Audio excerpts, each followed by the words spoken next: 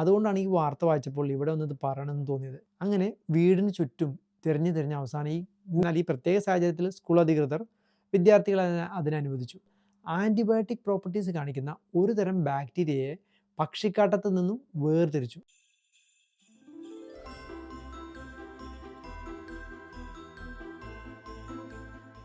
കാക്കക്കാഷ്ടം ആരെങ്കിലും പൊതിഞ്ഞ് സ്കൂളിലേക്ക് കൊണ്ടുപോകുമോ?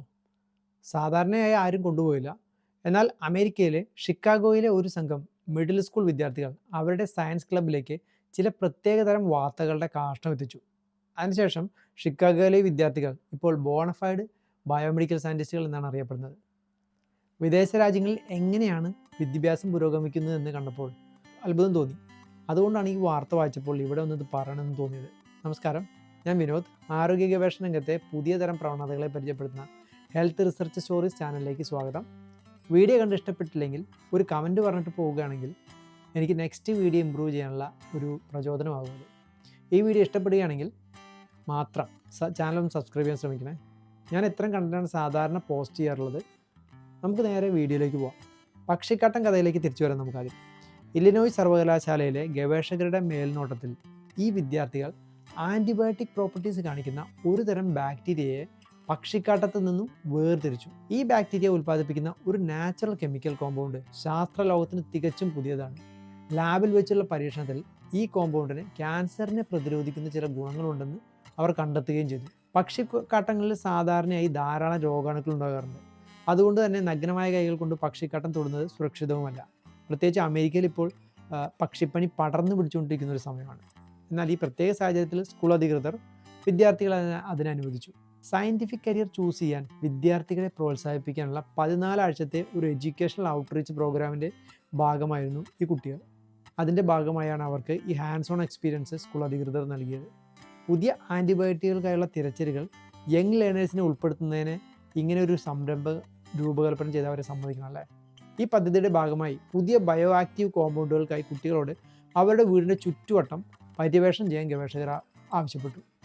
ബാക്ടീരിയകളെ എങ്ങനെ സുരക്ഷിതമായി കൾച്ചർ ചെയ്യാമെന്നും കൂടുതൽ ഇവാലുവേഷനായി ബാക്ടീരിയ കോളനികൾ എങ്ങനെ തിരഞ്ഞെടുക്കാമെന്നും ഇലിനോയ് യൂണിവേഴ്സിറ്റി സർവകലാശാലയിലെ ശാസ്ത്രജ്ഞർ ഈ കുട്ടികളെ പഠിപ്പിച്ചു. അങ്ങനെ വീടിന് ചുറ്റും തിരഞ്ഞ് അവസാനം ഈ ഗൂസ് പൂപ്പ് കൊണ്ടുവന്ന വിദ്യാർത്ഥിക്ക് സ്യൂഡോമോണാസ് ഐഡഹോനെൻസിസ് എന്ന ഗ്രാം നെഗറ്റീവ് ബാക്ടീരിയയെ വേർതിരിച്ചെടുക്കാൻ കഴിഞ്ഞു. ലാബിൽ ഈ ബാക്ടീരിയയ്ക്ക് സ്കിൻ ഇൻഫെക്ഷന് കാരണമാകുന്ന ഒരുതരം ഗ്രാം പോസിറ്റീവ് ബാക്ടീരിയ സ്പീഷീസിൻ്റെ വളർച്ചയെ 90% തടയാൻ കഴിയുമെന്ന് ഗവേഷകർ കണ്ടെത്തി. ഇങ്ങനെ നിരീക്ഷിച്ച ബാക്ടീരിയയുടെ ഉള്ളിലെ ഏത് സംയുക്തങ്ങളാണ് യഥാർത്ഥത്തിലുള്ള ആൻറ്റിബയോട്ടിക് പ്രോപ്പർട്ടിക്ക് കാരണമെന്ന് നിർണ്ണയിക്കുന്നതിനുള്ള ശ്രമങ്ങൾ ഇപ്പോൾ നടന്നുകൊണ്ടിരിക്കുകയാണ്. പക്ഷികളുടെ പൂപ്പിനെ കണ്ടെത്തിയ ആ മിഡിൽ സ്കൂൾ വിദ്യാർത്ഥിയെ അവരുടെ റിസർച്ചിൽ ഓതറായി അവർ രേഖപ്പെടുത്തിയിട്ടുമുണ്ട്. ഈ സ്യൂഡോമോണാസ് ബാക്ടീരിയ ആൻറ്റിബയോട്ടിക് ഗുണങ്ങൾ കാണിക്കുക മാത്രമല്ല ഓർഫമൈഡ് N എന്ന ഒരു പുതിയ പ്രകൃതിദത്ത ഉൽപ്പന്നം നിർമ്മിക്കുകയും ചെയ്തു. ഇത് മുമ്പ് ശാസ്ത്രജ്ഞർ കണ്ടിട്ടേ ഇല്ല. ഇതിനു മുമ്പ് കണ്ടെത്തിയ ഓർഫമൈഡുകൾക്ക് വളരെ ഉപയോഗപ്രദമായ മെഡിക്കൽ ഗുണങ്ങളുണ്ടെന്നാണ് അവർ കണ്ടെത്തിയിരുന്നത്. അതിനാൽ ഈ ടീം ഈ ഓർഫമൈഡ് N എന്ന കെമിക്കലിനെ പറ്റി കൂടുതൽ പഠിച്ചു വരികയാണ്. ഇനി ക്യാൻസറിൻ്റെ കാര്യത്തിൽ വരികയാണെങ്കിൽ ലാബിൽ ഈ ഓർഫമൈഡ് N മെലനോമയുടെയും ഒവേറിയൻ ക്യാൻസർ കോശങ്ങളുടെയും വളർച്ചയെ സ്ലോ ഡൗൺ ചെയ്യുന്നതായി കണ്ടെത്തുകയും ചെയ്തു. ലോകമെമ്പാടുമായി പുതിയ അപകടകരമായ ബാക്ടീരിയകൾ ഇന്നത്തെ നിലവിലുള്ള ആൻറ്റിബയോട്ടിക്കുകളുടെ കലവറയെ പ്രതിരോധിച്ചുകൊണ്ട് വളർന്നു വരുന്നതിനാൽ ശാസ്ത്രജ്ഞർ ലോകമെമ്പാടുമായി പുതിയ മെഡിസിനുകൾക്കായി തിരയുന്ന സമയമാണിത്. കൂടാതെ ആൻറ്റിബാക്ടീരിയൽ സംയുക്തങ്ങൾക്കായി തിരയാൻ പറ്റിയ ഏറ്റവും നല്ല സ്ഥലങ്ങളിലൊന്നാണ് നമ്മുടെ നാച്ചുറൽ വേൾഡ് എന്ന് ഉറപ്പിക്കപ്പെടുകയാണ് ഈ കണ്ടെത്തൽ വഴി. 1950കളുടെ മധ്യത്തിലാണ് ഇതിനു മുമ്പ് പ്രകൃതിദത്തമായ ആൻറ്റിബയോട്ടിക്കുകളുടെ കണ്ടെത്തൽ ഉയർന്നു നിന്നത്. എന്നാൽ അതിനുശേഷം ഇത്തരത്തിലുള്ള ഡ്രഗ്സ് ഡെവലപ്പ് ചെയ്യുന്നതിൽ ഭയങ്കരമായിട്ടുള്ള കുറവുണ്ടായി. എന്നിരുന്നാലും പുതിയ ആൻറ്റിബയോട്ടിക്കുകൾ കണ്ടെത്തുന്നതിന് വർഷങ്ങളോളം പരിശോധനകൾ വേണ്ടിവരും.